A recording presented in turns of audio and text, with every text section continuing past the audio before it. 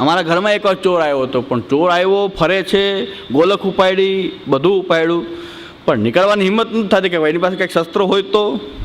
ને આપણી પાસે તો કાંઈ હથિયાર હોય ને એ સામે, અને આ હથિયાર તો કામમાં આવે નહીં કે ઉપદેશ કરીએ એને. ચોર આવીને ફરતો હતો, પણ રૂમમાંથી અમે બહાર નીકળતા નથી, કારણ કે ગમે એ વસ્તુ મારી દે, આ તો કળથી કામ લેવું જોઈએ, આની પાસે કંઈ હવે સીધું બહાર નીકળી જવાય નહીં આમાં તો. એમાં અમારે ત્યાં એક માજી હતા, એ બહાર નીકળ્યા, એનું કંઈક શું સ્વરૂપ જોયું તો એ કે ભાઈ તારે જોઈએ છે શું? એને કોઈક વૈષ્ણવ રાતના હૂતો હશે, નાટા મારે છે, અને ઓલાને બીક લાગી, ઠેકીને નીકળી ગયો આ માજીના સ્વરૂપમાં. હવે એને ખબર હતી આ ચોર છે, ખબર હોય તો કોઈ નીકળે કોણ આની અંદર, કે કદાચ કંઈક હાથથી મારી દે તો એ બીક લાગે, એમ સીધું એમને નીકળવામાં એ બીક હતી, બીજું કંઈ વાંધો નહીં. માજી તો એમને ઉઠ્યા, અમારે ઘરમાં જ રહેતા એ ઉઠ્યા કે ભાઈ તારે શું જોઈએ, શું કામ આટા મારે? એમાં કંઈક બીક લાગી ગઈ, ભાગી ગયો. એનું કે હું રૌદ્ર રૂપ જોયું એને, તો ગોલકને ઘા કરી દીધો, હાથમાં ગોલક હતી. એટલે એને એમ કે કોઈ વૈષ્ણવનો છોકરો સૂતો છે ને કંઈક અત્યારે સવારમાં આટા મારે 4-5 વાગ્યામાં, તો એનું કંઈક સ્વરૂપ જોઈને નીકળી ગયો, એ ઉપરથી ઠેકીને બાજુ આવ્યો, ત્યાંથી નીકળી ગયો. ભગવાન સિવાય બીજે ચિત્ત ભટકે તો ચિત્ત જે ભગવાનમાં લાગવું જોઈએ એવી સેવા સિદ્ધ ન થાય. સેવાનું આધિદૈવિક સ્વરૂપ જે છે એ સિદ્ધ ન થાય. એટલે કામ એવો જ છે, ક્રોધ પણ એવો છે, સેવા કરતાં કરતાં ઘણા બાંધી પડતા હોય, ઝઘડતા હોય. તો એવા ઝઘડા થયા છે, સેવા કરનારા બે જણા અંદર નાય. પાછા ભાવલા વેળાવાળા જે ઓલા બાપા હોય તો એમ કે તમે બે અલગ નિકુંજના જીવ છો. નિકુંજની હવે આમાં ક્યાં કરે છે માથાકૂટ, તમે બે અલગ નિકુંજના લાગો છો એટલે બેયને મેળ નથી.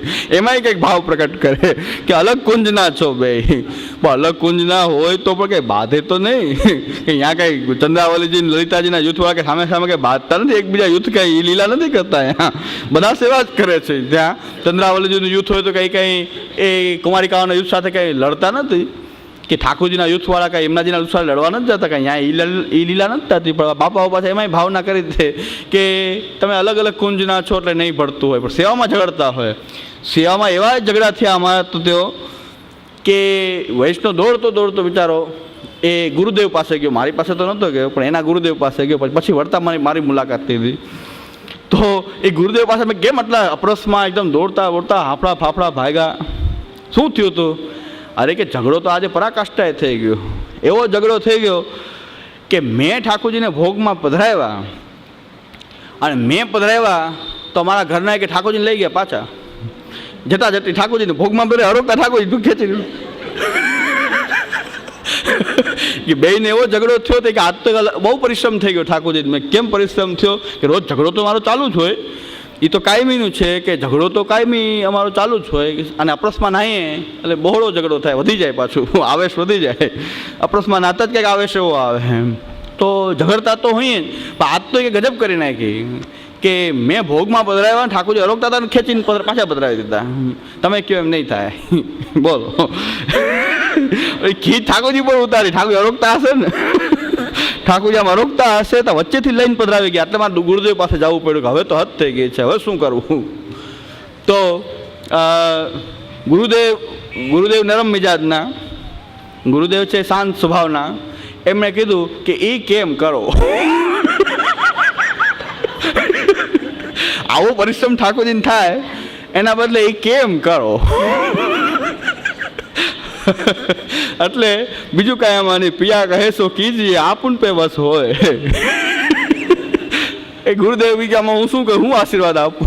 આવા ઝઘડા થતા હોય તો એ કે બીજું કાંઈ નહીં, પણ એમની જેવી ઈચ્છા હોય, તમે બે પાકા જ છો.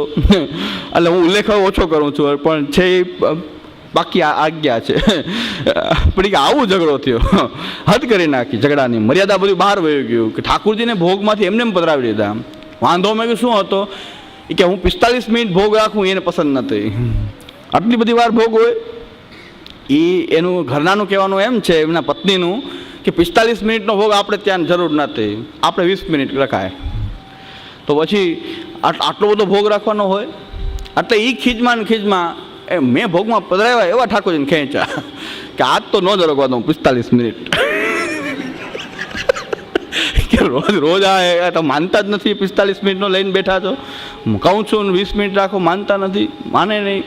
તો હવે તો એ ઠાકોરજીને પધરાવી જાઓ. ન મને શું ઠાકોરજી કે આ મારી ઉપાધિ ઠાકોરજી નથી થાવું એટલે જ કહે છે લોલો મારે ઠાકોરજી નથી થાવું.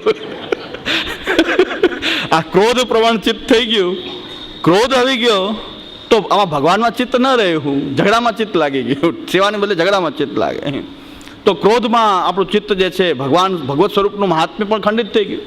કાંઈ મહાત્મ્ય શું રહ્યું આમાં લઈને આમ પાછા અને કેવી રીતે પધરાવ્યા ભગવાન ખીજમાં હોય ને ક્યાંક કેવી રીતે ઘા કર્યો હોય ગાદીજીનો એ તો ઠાકોરજી જ જાણતા હોય કે કેવી રીતે પધરાવ્યા હશે, એ કલ્પનાનો વિષય છે.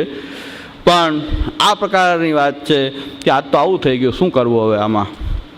તો ગુરુદેવે કાંઈક સહાયતા બીજી ન કરી કે આશીર્વાદ કે કાંઈ બીજું શું કરવું, કે હવે એ તો થઈ ગયું અપરાધ, તો બહુ કાંઈ એવું શરણાગતિની ભાવના રાખવી અને હવેથી આવું ન થાય કે 20 મિનિટ તો 20 મિનિટ ચાલુ કરી દો, ભોગ ઓછો રાખો, બીજું શું થાય. આટલો જ ઝઘડો હોય તો એ કેમ કરો. ઠાકોરજીને કાનીમાં પણ કહી દેવું કે આની ઈચ્છા હોય એટલું અરોગો, એ જેટલું અરોગવા દે એટલું, એ જેટલું અરોગવા દે એટલું અરોગો, એની એવી કાનીથી બિરાજો. એટલે ગુરુદેવે કેમ કીધું કે કેમ કરો, બીજું કાંઈ નહીં. હવે બીજું રહસ્ય જે કાંઈ હોય ગુરુદેવને પણ એમ જ અમે એમ જ કરીએ છીએ, અમે એમ જ કરીએ, તમે એમ કરો.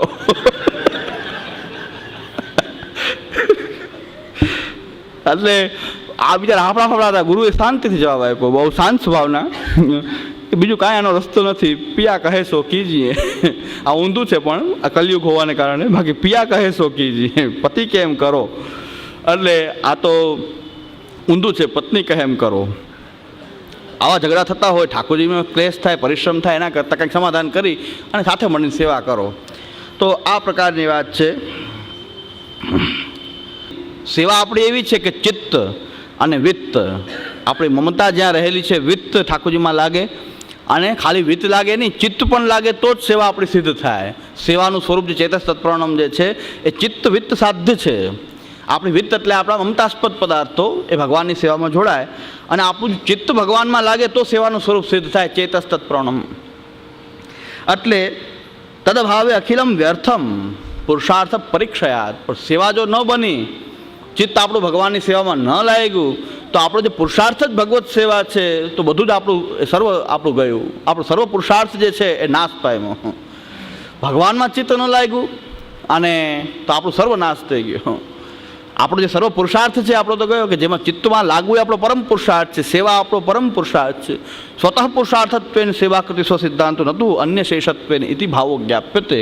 MC ગુસાઈજી આજ્ઞા કરે છે કે સેવા પોતે જ પુરુષાર્થ છે. પુરુષાર્થનો અર્થ છે પુરુષેણ અર્થિતે પ્રાર્થિતે ઇતિ પુરુષાર્થ. પુરુષાર્થ એટલે કે પુરુષ એટલે કે વ્યક્તિ, જીવ જેની ઈચ્છા રાખે છે એ પુરુષાર્થ. તમે જે વસ્તુને ઈચ્છો એ તમારો પુરુષાર્થ, જે વસ્તુ તમે મેળવવા ઈચ્છો છો એ તમારો પુરુષાર્થ છે. તમે ભગવાનને જ મેળવવા ઈચ્છો છો, ભગવાનની સેવા જ ઈચ્છો છો કે આપ સ્વામી સદા હું દાસ રે. અને ભગવાનને ગર્વ એવું છે ભક્તો ઉપર કે સાયુજ્ય, સારૂપ્ય, સામીપ્ય, એકત્વ, આ બધી જ મુક્તિઓ જે છે દીયમાનમ ન ગૃહંતિ વિના મત્સ્યવનમ જનાહ. ભગવાન એમ આજ્ઞા કરે છે કે બધી મુક્તિ મારા સેવા કરવાવાળા ભક્તને બધી મુક્તિ એક સાથે આપો ને તો પણ એ લેશે નહીં, ખાલી સેવા જ માંગશે. પ્રભુની સેવા સિવાય બીજું કાંઈ માંગશે નહીં. તો પ્રભુને પણ ગર્વ છે આવા સેવકો ઉપર કે સેવા સિવાય મારા ભક્તો બીજું કાંઈ ઈચ્છતા જ નથી. તો સેવા જ પુરુષાર્થ છે. સેવા કેમ કેને કહેવાય? ચેતસ તત્પ્રણમ. ચિત્ત જો ભગવાનમાં લાગ્યું તો જ સેવાનું સ્વરૂપ સિદ્ધ થાય. અને ચિત્ત જો આ રીતે ક્રોધમાં ને લોભમાં ને ક્રોધમાં ને જો હરાઈ જતું હોય તો ચિત્ત વિત્ત સાધ્ય જે સેવા છે એ બની શકે નહીં.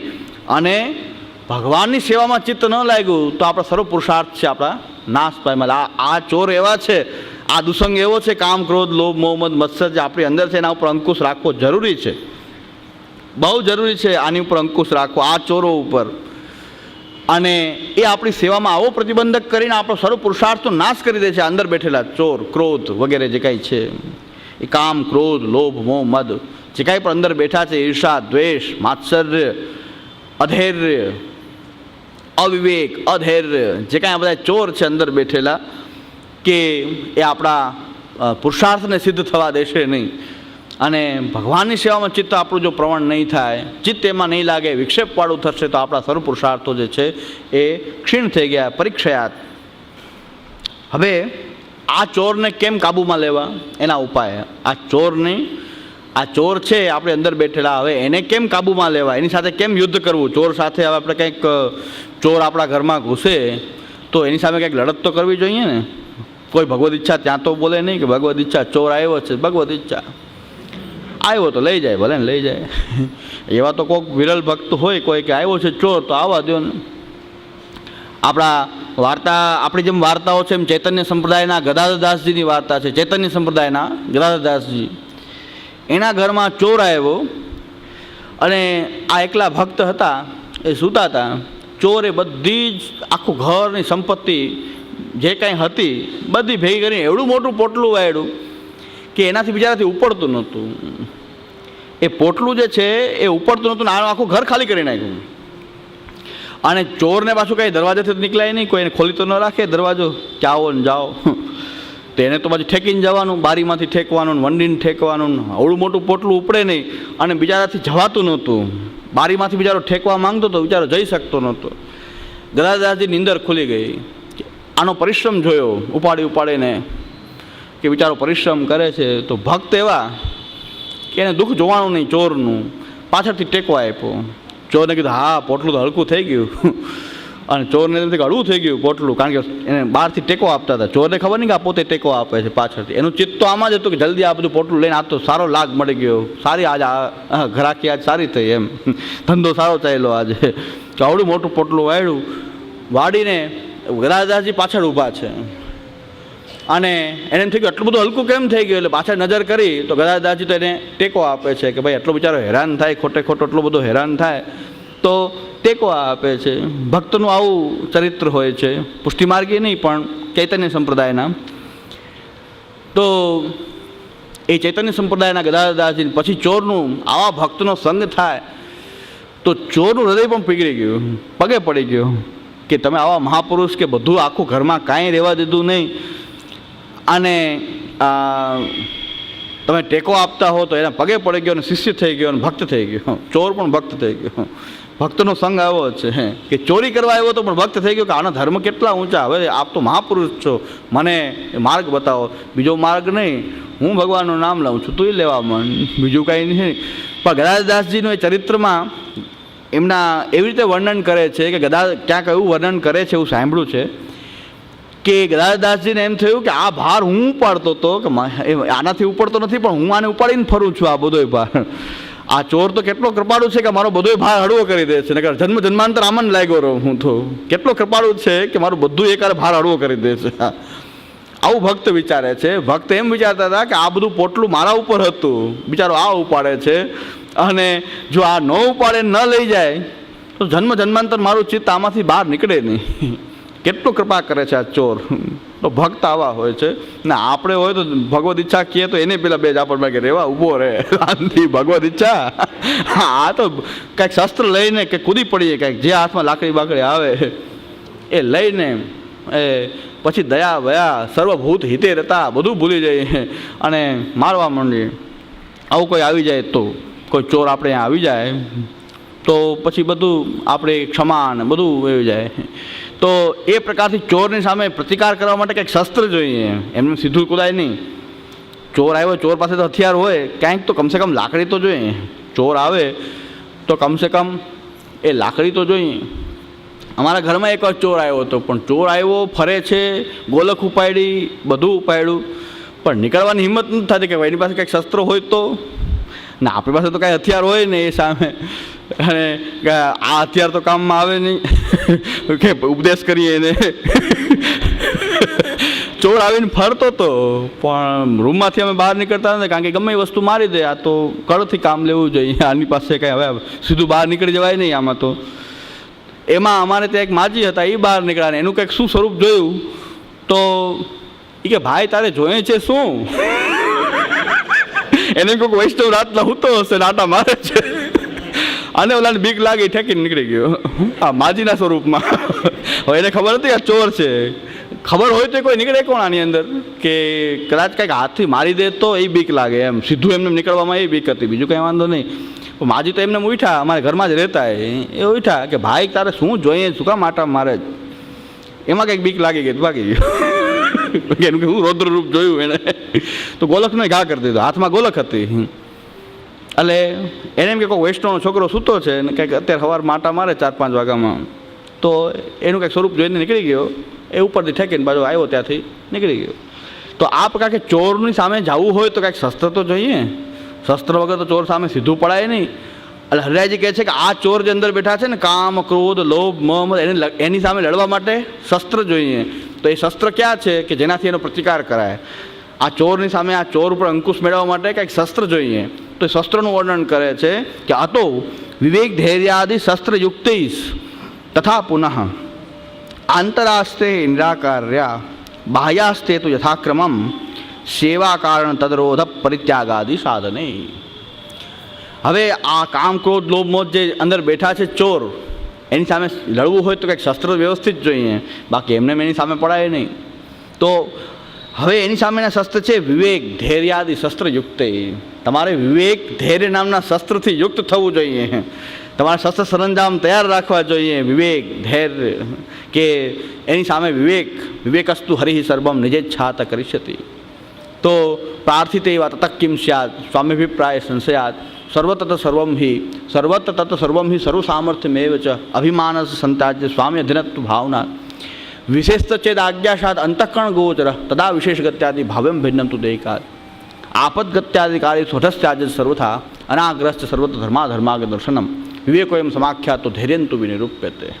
આ વિવેકનું સ્વરૂપ જે આચાર્યચરણ બતાવે છે, તત વિવેક ધૈર્યાશ્રયનો પાઠ, વિવેકના શસ્ત્ર સરંજામ રાખવું જોઈએ. બધું જ ભગવદ ઈચ્છાથી થાય છે, બધું એની ઈચ્છા પ્રમાણે થાય છે એવો વિવેક, આ ધૈર્ય, આ ત્રિલોક સહનમ, આ બધા અંદરના જે હવે એને કામનો શત્રુ અહીંયા પેઠો હોય, એને વિષય મળે નહીં એટલે બહુ આપણને એને જોઈએ એ વસ્તુ મળે નહીં તો આપણને પીડા આપે. અંદરના શત્રુઓ જે છે એ પીડા આપે. ક્રોધ આવ્યો હોય, આપણે કોઈને કંઈક ક્રોધિત ન થઈ શકીએ પણ અંદર તો પીડા આપે. ક્રોધ આપણે કોઈને વ્યક્ત ન કરી શકતા હોય તો અંદર આપણને ક્રોધ પીડે, એ પીડા આપવા માંડે. તો એની સામે ધૈર્ય, ત્રિદુઃખ સહનમ ધૈર્યમ આમૃતે સર્વતા સદા, ધૈર્ય રાખીને એને સહન કરવું. આ ધૈર્યનું સ્વરૂપ જે છે એ વિવેક ધૈર્ય આદિ આશ્રય વગેરે શસ્ત્ર જે છે, ભગવાનનો આશ્રય, કાંઈ ન થાય તો શ્રી કૃષ્ણ શરણમ ભગવદ આશ્રય, આ બધા શસ્ત્ર સરંજામથી એનો સામનો કરવો જોઈએ આ ચોરોનો.